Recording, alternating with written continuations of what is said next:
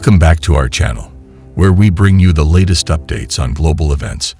Today, we're diving deep into a troubling situation unfolding in the South China Sea. Philippine fishermen are finding themselves in the crosshairs of the China Coast Guard in these disputed waters. The tensions are escalating, and the Philippines has responded with a powerful move deploying their warships. It all began when Philippine fishermen reported alarming encounters with Chinese Coast Guard vessels. These fishermen were pursuing their livelihoods in what they consider their own territorial waters.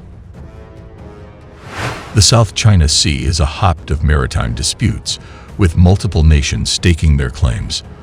The Philippines has long been involved in a bitter territorial dispute with China over these waters. In a high-seas chase lasting several minutes, Saddam tries in vain to outrun the faster boats in the hope of slipping inside the ring of reefs controlled by China, where fish are more abundant. Friday's pursuit was witnessed by AFP journalists on board the Philippine Bureau of Fisheries and Aquatic Resources ship BRP Datu Bangka, which was delivering food, water and fuel to Filipino fishermen plying the contested waters, sometimes for weeks on end. The fishermen complained that China's actions at Scarborough Shoal were robbing them of a key source of income and a place to shelter safely during a storm. It took 18 hours for the BRP Datu Bangka to make the more than 300-kilometer journey to Scarborough Shoal from a port in Manila Bay. More than 50 wooden outrigger fishing vessels, which Filipinos call mother boats, were operating in the deep waters outside the shoal when the Philippine ship dropped anchor last Wednesday. Some of the fishing crews had been there for 2 weeks already using nets, lines and spears to catch tuna, grouper and red snapper. To enable them to stay at sea for longer and catch more fish, the Bureau of Fisheries and Aquatic Resources carries out regular resupply missions. 4 Chinese Coast Guard boats patrolled the waters, keeping the BRP Datu Bangka and Filipino fishermen away from the shoal. The voice of a Chinese Coast Guard radio operator crackled over the airwaves 15 times, ordering the BRP Datu Bangka to immediately leave Chinese territory. The instruction was repeated in English on a scrolling digital message board on one of the Chinese Coast Guard vessels. Unfazed by the warnings, the 12 crew members of the BRP Datu Bangka distributed 60 tons of fuel in blue plastic jerry cans to the fishing boats, as well as food packs for those running low on provisions. The supplies were free for the fishermen, but some showed their gratitude by giving the BRP Datu Bangka crew tubs of freshly caught fish. Scarborough Shoal is 240 kilometers, 150 miles, west of the Philippines' main island of Luzon, and nearly 900 kilometers from the nearest major Chinese landmass of Hainan. Under the 1982 United Nations Convention on the Law of the Sea, which China helped negotiate, countries have jurisdiction over the natural resources within about 200 nautical miles, 370 kilometers, of their shore.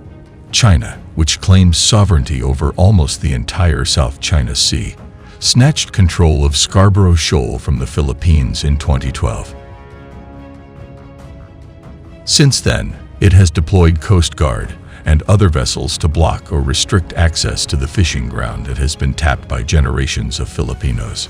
Philippine officials also accused the Chinese Coast Guard of laying a 300-meter, yard-long floating barrier across the entrance to the shoal shortly before the BRP Datu Bangka arrived.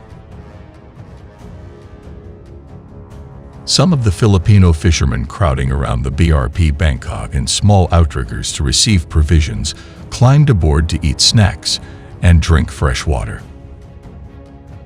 After decades of overfishing by countries surrounding the waters, the men have to spend longer at sea to catch enough fish to cover their costs and hopefully make a small profit. China's blocking of the shoal had made the situation even tougher, and the fishermen said they hated them for it. The Filipino fishermen involved in the incident describe a harrowing ordeal.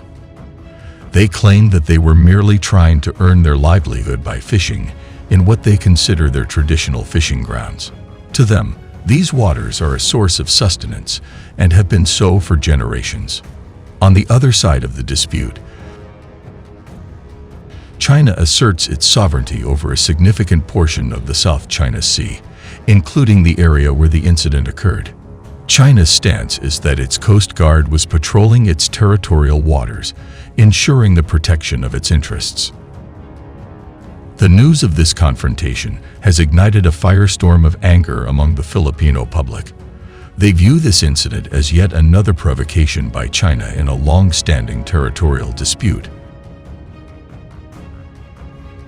The anger has not only been confined to the streets, but has also reverberated within the corridors of power. In response to the escalating tension, the Philippines has deployed warships to assert its presence in the disputed waters. This move is seen as a clear signal that the Philippines is ready to defend its claims. The dispute in the South China Sea involves multiple countries, each with its own territorial claims and interests. China's expansive nine-line claim overlaps with the claims of several Southeast Asian nations, including the Philippines, Vietnam, Malaysia, and Brunei. This overlapping sovereignty has been a source of contention for decades. The recent confrontation between Philippine fishermen and the Chinese Coast Guard is a stark reminder of the ongoing tensions in the South China Sea. It highlights the need for diplomatic efforts to find a lasting solution to this complex and volatile dispute. As the world watches, the hope remains that a peaceful resolution can be achieved, preventing further escalations that could have far-reaching consequences. The international community has been closely watching as tensions in the South China Sea continue to rise. The Philippines is not taking these encounters lightly. In response to these provocations, the Philippines has deployed their warships, a strong message that they will protect their interests in the region. As the situation unfolds, we will keep you updated on any developments in this ongoing dispute. Don't forget to like, share, and subscribe for more in-depth coverage of global events. Stay informed and stay tuned. Thanks for watching, and we'll see you in the next video.